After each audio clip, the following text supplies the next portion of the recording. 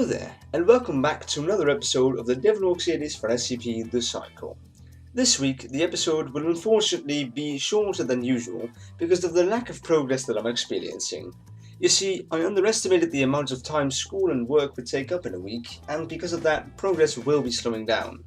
For example, take a day such as today. I'm lucky to start school at 10 AM today, but school does go on to 5 PM for me, and right after I had work from 5:15 till 8:30 PM. Then, after dinner and showering, I'm already at 10 PM.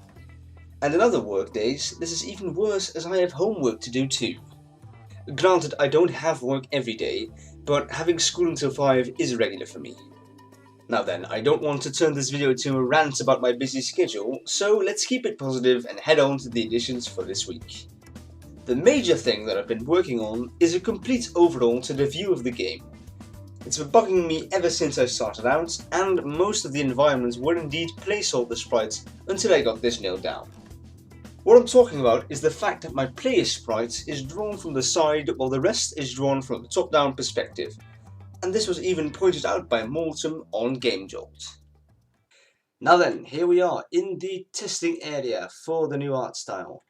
As you'll see, everything now is drawn from the side, or in a more technical term, an isometric view rather than a top-down view.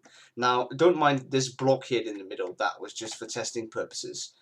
But another thing about this art style is that hitboxes of the walls and the players have been adjusted in such a way that you can now get behind these walls, as I'm showing right here. I can now get close to these walls instead of just hitting the top of it. Now then, you'll also note that the walls become transparent when you walk too close to them, so that you can actually see what's behind them.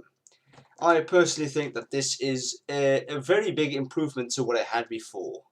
Let me know what you think about it in the comments. Now then, the other thing that I've been working on for the rest of the time is the storyline.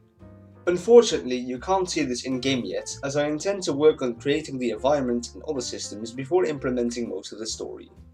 I can, however, proudly say that it's coming along nicely, and I expect Chapter 2 to be done before the next devlog.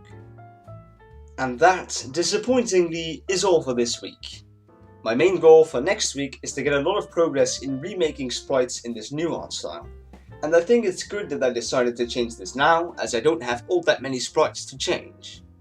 Storyline will of course also be a point of attention as always, and if I find any bugs, they'll be patched up right away. Well then, thank you for watching this episode of the Devlog series. As always, I'm very open to suggestions, so do leave some feedback in the comments. If you want to keep up with the progress, consider subscribing. Goodbye for now, and I'll see you next week.